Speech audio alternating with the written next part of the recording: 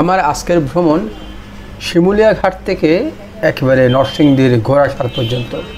আপনারা জানেন ঢাকার কুড়িল এলাকা থেকে বাস এবং বা সিএনজি বা যে কোনো গাড়ি যোগে কাঞ্চন ব্রিজ যাওয়া যায়। কাঞ্চন ব্রিজ থেকে অল্প দূরেই শিমুলিয়া ঘাট। তো আমরা অবশ্য প্রাইভেট কারে করে গিয়েছি এবং আমরা প্রায় 100 খানেক সাংবাদিক একটা ট্যুরিস্ট বোটে করেই গিয়েছি। এর মধ্যেই মোটামুটি সকালের নাস্তা শুরু হয়ে গেছে, আমরা একটু দেরি করে ফেলেছি। তো যাই হোক, বোটটা দেখে ভালো লাগছে এবং বোট ছেড়ে দিয়েছে। আপনারা দেখছেন আস্তে আস্তে ঘাট থেকে আমরা দূরে সরে যাচ্ছি, অর্থাৎ ঘোড়াশালের দিকে যাচ্ছি। তো স্বাভাবিকভাবে এখনও শীতের প্রায় শেষের দিকে এবং একটু হিম বাতাস রয়েছে। সব মিলিয়ে শুরুটা বেশ উপভোগ্য হলো।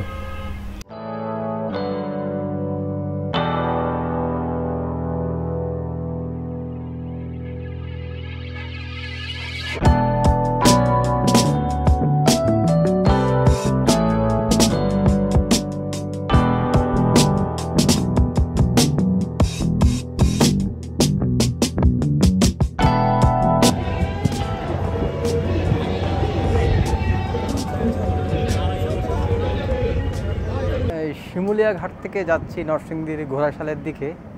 একটা রিভার ক্রুজ অপো মোবাইলের পক্ষ থেকে আয়োজন করা হয়েছে। আমরা প্রায় 100 খানেক সাংবাদিক যাচ্ছি।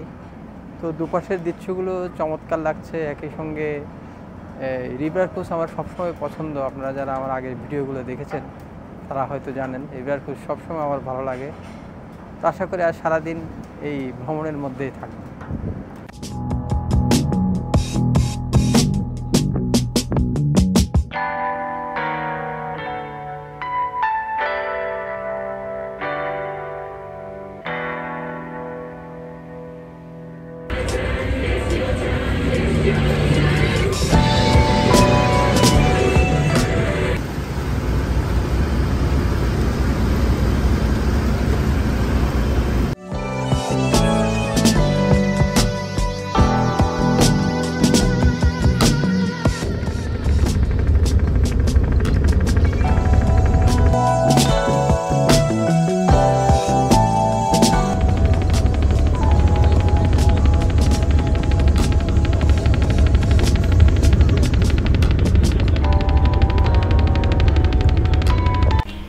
ছেলেবেলায় আমরা একটা কবিতা পড়েছিলাম, নদীর এপার হয়ে ছাড়িয়ে নিঃশ্বাস, ওই পারেতে সর্বসুখ আমার বিশ্বাস।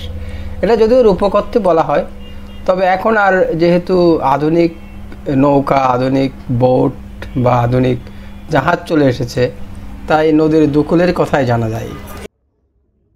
এই ভ্রমণটা আসলেও সুন্দর লাগছে, কারণ যান্ত্রিক জীবন আর কর্মময় জীবনের মাঝেও বাইরেও যে একটা জীবন আছে বা একটা আনন্দ আছে, এই ভ্রমণের মাধ্যমে আমি পাচ্ছি।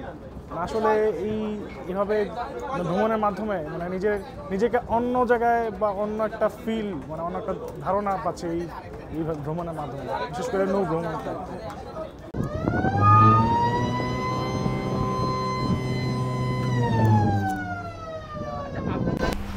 জাহাজ দিয়ে চলতে চলতে এই জাহাজ যিনি চালাচ্ছেন ক্যাপ্টেন, তার কাছে আমরা জানতে চেয়েছিলাম এই জাহাজ কীভাবে ভাড়া নেওয়া হয় বা কোথায় কোথায় তারা যান। আমাদের শিপটা শীতলক্ষার ভিতর চালাই আমরা। ঘোড়াশাল ব্রিজ, কাপাচিয়া, তোমার চরসিন্দুর, কালীগঞ্জ এই রুটে আমরা চালাই। আমাদের শিপটা হচ্ছে মূলত পর্যটক শিপ। ঢাকার ভিতরে কর্পোরেট ট্যুর, কমার্শিয়াল ট্যুর, গায়ে হলুদ সব ধরনেরই ট্যুর আমাদের এই জাহাজে সম্পূর্ণ হয়। প্রাইসটা কিরকম পড়ে? আমাদের যে ক্যাপাসিটি 150 জন ক্যাপাসিটি, আমরা ফুড সহকারে আপনার পার পার্সন 3200 টাকা করে 4 টাইম খাবার দিয়ে থাকি আমরা। বুফে খাবার থাকে।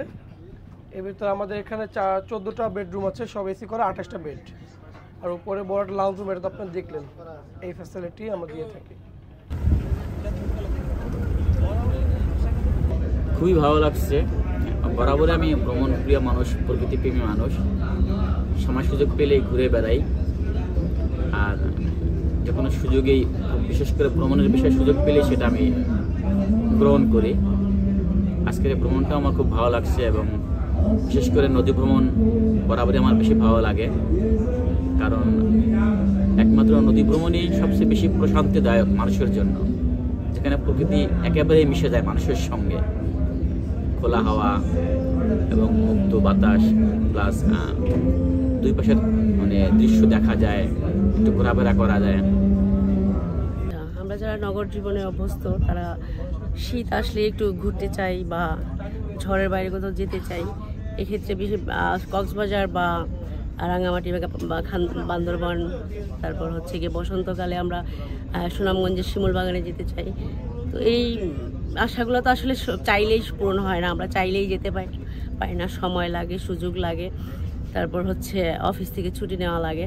তো আজকের এত অল্প সময়ে সকালে আমরা যখন জাহাজে উঠলাম, ওঠার পর কিভাবে সময় চলে গেল মনে হচ্ছে না যে আমি কক্সবাজারে নাই বা সুনামগঞ্জে নাই বা টাঙ্গুয়ার হাওরে নাই। দারুণ লাগছে।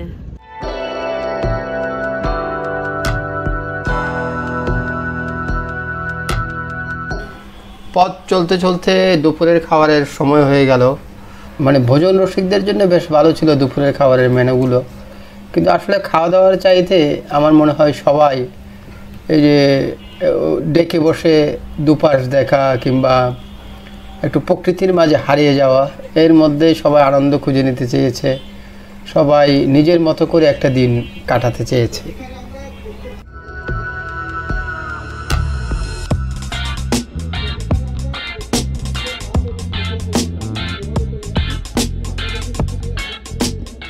তিনটা পুরস্কার আছে, আমাদের প্রথম পুরস্কার, দ্বিতীয় পুরস্কার এবং তৃতীয় পুরস্কার। আমরা একটু আপনাদের নিজে থেকে অনুরোধ করবো যে আমরা একজন করে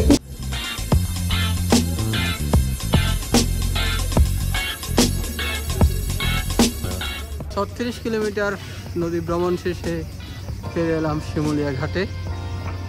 তো ভ্রমণটা সত্যি অসাধারণ ছিল। আপনারা যারা পুরো ভিডিওটা দেখেছেন হয়তো বুঝতে পারবেন। ভালো থাকেন, সুস্থ থাকেন, আবার দেখা হবে।